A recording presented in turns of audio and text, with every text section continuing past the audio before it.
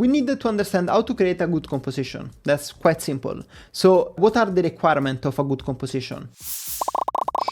We need to cover all the main roles, which is front, mid, which is usually the follow-up, that's the follow-up category. And then we have the backline, okay, which is just carry. We want to make sure that every composition has one of these three. If you miss one, then there is some problem, if you don't have like one of these three, like you have some problem.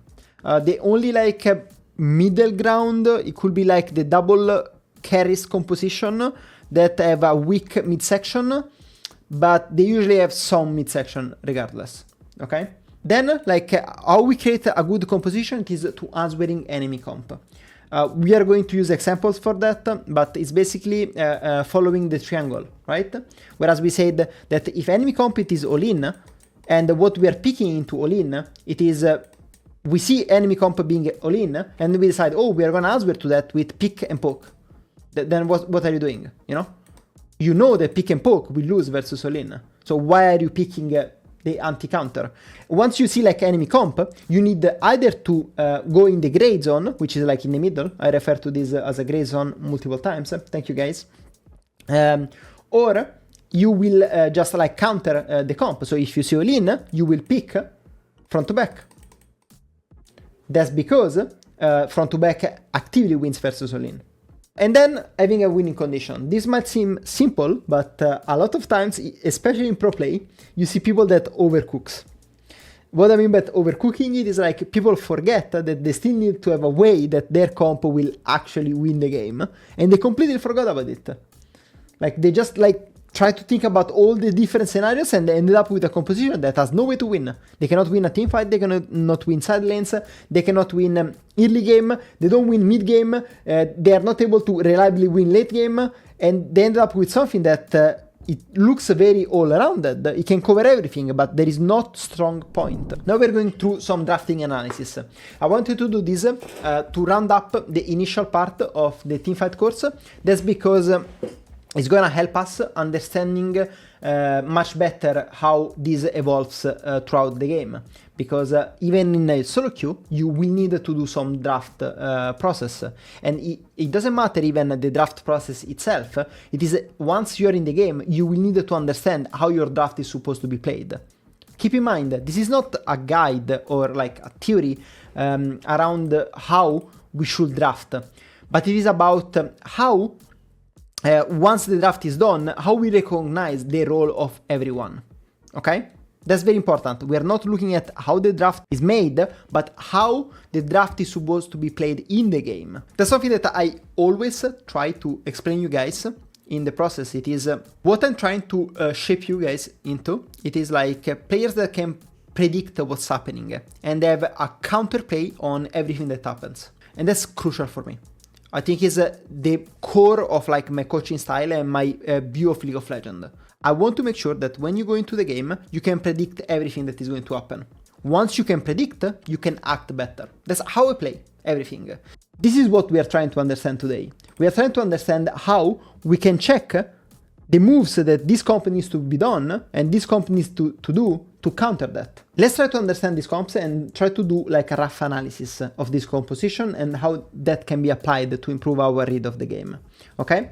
So guys, just like we did last time, try to guess together the roles of each champion. Let's start from the G side and then go to the FlyQuest one. So the first champion, which is Karner, how would you position himself into? Like, what do you think he is in this kind of composition? He's a frontline. That champion is not an engager. Yeah, he cannot engage. He has nothing to follow up to. Obviously, he can do a bit of follow up, but it's not really like follow up. His main role is being in front, protecting anyone that is coming. Then what about Rumble? How would you see him? Follow up? That's indeed true. That's because Rumble will follow up stuff. Will follow up the ultimate of Skarner. If enemy engages into Skarner, Skarner can press R. It's not the fact that he's a frontline that disabled his skills, right? If enemy engages on him, he will press R. If people go out of position, he will still press R, even though that's not his main role. But if people goes out of position, he can do so. His role, it is based on normal play. But if enemy makes mistakes, we will abuse those mistakes. Okay? He will follow up on Leona ultimate. He will follow up if Ahri does like a really good charm, and so on. Then what about Ahri? How do you see Ahri in this composition? She's flank. Why is it flank? Do you think it's hard? Who is gonna kill Ahri? They can stop her, yes, but who is gonna kill her? If Ashe tries to turn on Ahri, what do you think is gonna happen? Alistar and Galio stop her very easy. That's completely correct. They can stop her. That's the role of markers or disengage champion. But they cannot kill her. Is Galio threatening for Ahri? He cannot kill her. He cannot reach her. It means Ahri will force Galio to be on backline. Perma. This is a very smart pick. Like, Genji did a really smart pick by Ahri. Because like once they pick this, it is very hard for them to actually isolate the backline. Yes, you mess their positions. And that increases a lot your success. Then what it is Jinx in this composition? Obviously, like Jinx, it is the carry of this composition and is the main source of damage for the entirety of the comp. And what about Leona? That should be like quite simple. Engage. I mean, you can say like it can be follow up with ultimate, yeah, but that's not really the way that we should describe. I think I'm gonna clear a lot of your mind over this concept with the next lessons when I'm going to talk about the positions in team fights. I did a bit of a spoiler before when I explained like the position of team fights, whereas there is like a front line that is in the front, then there is like a mid section, whereas like you put like a flank and follow-up champion, you know? And then like you have the back section, which is carry. Okay?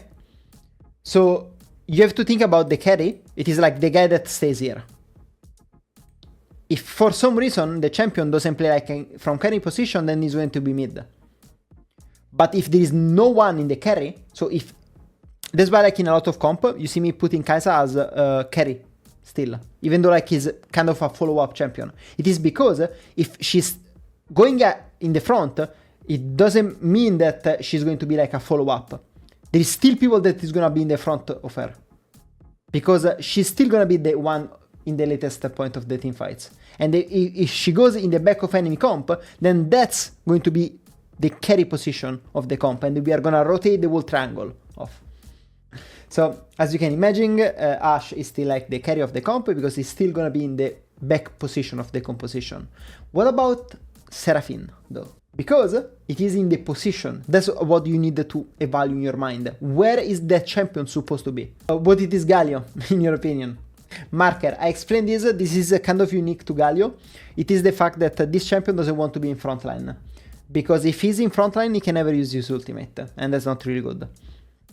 So it's kind of unique of this champion. So what about Xin Zhao? In this composition, remember we are talking about this composition because roles are dynamic. They change depending on the composition. Okay, this is the funny part about this comp, which is it's a engageless comp. The reason why it's an engageless comp it is because every champion can engage. Every champion has a tool to engage to a certain extent. No one has a good tool, but every champion can engage. Ashe has ultimate. Seraphine has ultimate and in some case E. Galio can try to do like a flash W combo or whatever. Xin Zhao can try to do like a W EQ combo for engage or a third Q into flash kind of combo. Alistar can do like a QW combo, you know? Flash QW combo. So everyone has a tool, but there is no a clear engage in this comp. What about Alistar? Frontline. That it is indeed correct. Still gonna start with Genji. What do you think is going to be Ashe role? It's going to be the carry. What about Nidalee? That's interesting because it depends a lot on the comp. So one thing about junglers, they can never be flanks. Okay? Keep in mind that. If a jungler needs to flank, teamfight is getting approached very, very wrongly. The reason for that is because if you think about teamfights, you're going to teamfight over objectives, right? So as a jungler, you always need to be on the objective. So you cannot really beat the flank. So now, Nidalee in this composition is going to be the follow-up. It is because it's a very brawly comp. where everyone it is in the middle, okay? So, what about Jax? What do you think is going to be in this comp? It's going to be flanking, guys. Because they don't have a clear way to go in. They need to come from multiple angles. Obviously, guys, this is my opinion, okay? I might be wrong, there is not an exact science behind it. But the point is, they need to come from different angles. If they don't come from different angles, they're gonna be annihilated by opponents. 100% completely demolished. Because they need to make sure that they will threaten this strong backline. You cannot forget enemy comp when you're watching at this. If you try to go in as a Jax versus Renekton, Nunu, Rakan, try to go in to kill Ezreal, Orianna from the front. Fucking good luck. So, what about Nautilus? What do you guys think he's going to be? I wrote engage because he is, but he's at the same time the front line of the comp. Very weak front line, very shit front line, but he is.